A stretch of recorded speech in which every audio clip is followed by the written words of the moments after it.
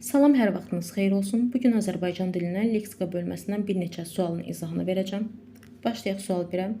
Hansı cümlədə antonimlər işlənmişdir? Əgər biz cümlədə antonimləri axtarırıqsa, mənaları bir-birinə əks olmalıdır. Həmçinin də bununla yanaşı, mənaları bir-birinə əks olan sözlər eyni bir nitq hissəsinə mənsub olmalıdır. Məsələn, əyri və düz sözü. Əyri və düz sözləri nitq hissəsi olaraq hər ikisi sifətdir.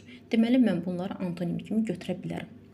Gəlin baxaq variantlara. Bəzən məğlub olmağı da bacarmaq lazımdır. Burada yaxın əks mənalı sözlər heç belə yoxdur.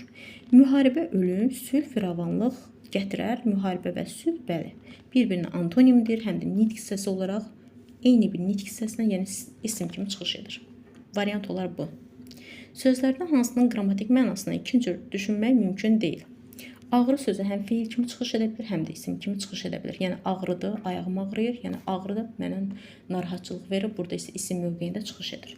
Gündüz həm isim, həm də zərf kimi çıxış edə bilir. Tikə-tikə həm zərf mövqeyində çıxış edə bilir. Əti tikə-tikə doğradı və yaxud da fiil mövqeyində çıxış edə bilir. Necə? O paltarı tikə-tikə söhbət edirdi. Nə tərzdə, necə? Feili bağlamadır təbii ki də burada, amma məzmununda hərəkət var deyə mən bunu feil kimi götürürəm. Dəfələrlə sözü hər zaman və hər zaman zərf mövqeyində çıxış edir. Gündəlik, biri var deyirəm gündəlik rejim, necə bir rejim, bir də var deyirəm ki, mənim gündəliyim var. Nəyim var? Artıq burada əşya mövqeyində çıxış etdiyi üçün həm sifət, həm də isim kimi çıxış edə bilir. Üçüncü sual. Quru sözünün leksik təhlili ilə bağlı yanlış fikri seçin. Məcazi mənada işlənə bilir. Təbii ki də quru insan. Necə insan? Məcazi mənadadır. Sinonimi və antonimi mövcuddur? Əlbəttə. Amonimli xüsusiyyətinə malikdir? Bəli. Quru, paltar. Necə paltar? Bir də var deyirəm ki, paltar qurudur. Burada qurumaq feilindən yarandığı üçün amonimli xüsusiyyəti daşıyır. İki fərqli qrammatik mənaya malikdir. Təbii ki də yuxarıda dedim, amonim kimi çıxış edə bilir. Tək mənalı sözdür. Bu yanlışdır. Çünki tək mənalı olmasaydı, bəs necə məcazi mənada işlənərdi? Yəni çox mənalılıq daşıyır. Dördüncü sual. Mənası səhv verilən sözü seçin. Lisenziya icazə sənədidir. Köşək dəvə balasıdır. İroniya, rişxənd, kinayə. İnteqrasiya təkmilləşmədir. Rəqabət variant olar E.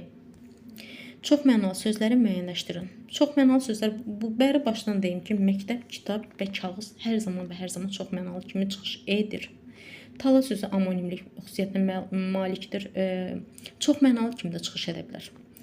Əsasən dilimizdəki feillərin 98% çox mənalı kimi çıxış edə bilir. Bunu da nəzərinizə çatdırın. Amma burada yeganə variantımız olacaq bu. 6-cı sual. Hansı bənddə sinonim sözlər cərgəsi pozulmuşdur? Səmt, yan tərəf. Qat, lay, təbəqə. Doğru, düzgün, dürüst. Abır, arhəya. Variant qalır C. Mənaları fərqli olduğuna görə, müxtəlif mənalar ifadə etdiyinə görə xəssisdir, simicdir, paxıldır. Bunlar, məsəl üçün, simic odur ki, məsələn, birinə bir şey vermək istəmirəm də, əlimdəkini vermək istəmirəm, simic oluram. Paxıl isə, yəni kimisə yaxşılığını istəməmək deməkdir. Yəni mənalar bir-birinə yəni ziddir, fərqlidir. O səbəbdən mən bunu yaxın mənalı kimi götürə bilmərəm, yəni sinonim kimi götürə bilmərəm. 7-ci sual. Müasirlik sözünün leksik təhlili ilə bağlı yanlış fikri seçin. Antonimi mövcuddur, əlbəttə var. Axtarsaq taparıq. Dövrün, zamanın tələbinə uyğunluq əlbəttə mənanı ifadə edir. Sözün sinonimi yoxdur. Bu fikir yanlışdır. Əlbəttə ki var. Müasirlik, yenilikçi ola bilər. Tək mənalı sözdür, təbii ki də amonim söz deyil, əlbəttə. Hansı nümunədə fərqləndirilmiş söz yanlış qrammatik məna daşıyır? Gəlin indi diqqət edək. Onun düz danışığına inanmaq sadəlövhlüyü olar. Burada əsas nitq hissəsi kimi çıxış edib, düzün çox olsa da səhvlərin də var. Burada da sifət mövqeyində, yəni əsas nitq hissəsidir. Düzü söyləməkdən çəkinməmək lazımdır. Yenə də əsas nitq hissəsidir. Düz insanlar əyri yola getməzlər. Yenə də əsas nitq hissəsidir. Yolun düz ortasında ayı öz balası ilə oynayırdı. Burada düz ortasında, yəni burada ədat mövqeyində çıxış etmişdir. Variant olar E variantı. 9-cu sual. Biri eyni nitq hissəsinə aid olan amonim sözdür. Burada variant olar C. Niyə C-dır? Çünki keçinmək, məsələn, ölmək mövqeyində çıxış edə bilir. Bir də var kiminləsə yola getmək.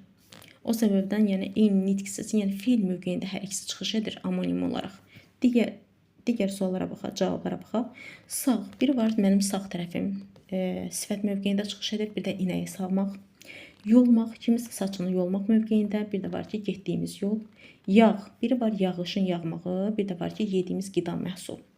Dolu, bir də var yağan dolu, yağış mövqeyində, yağıntı, digəri isə dolu qab.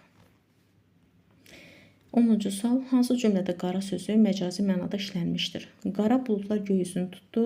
Burada qara sözü həqiqi mənadadır. Çünki buludlar həqiqətən də qara rəngdə ola bilir. Bircə onun evinə qara kağız gəlməmiş. Baxın, qara kağız. Həqiqətən də evə gələn kağız qara rəngdə idi. Xeyr.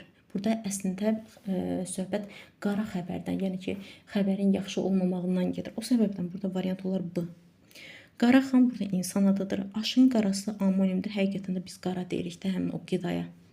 Ordumuz qarada və suda özünü müdafiə etməyə qadirdir. Burada qara torpaq mövqeyində çıxış edib. Yəni ümumiyyətlə deyim ki, qara sözü amonim sözdür. Yəni torpaq mövqeyində çıxış edə bilir, rəng mövqeyində çıxış edə bilir. O səbəbdən aşın qarası mövqeyində çıxış edə bilir.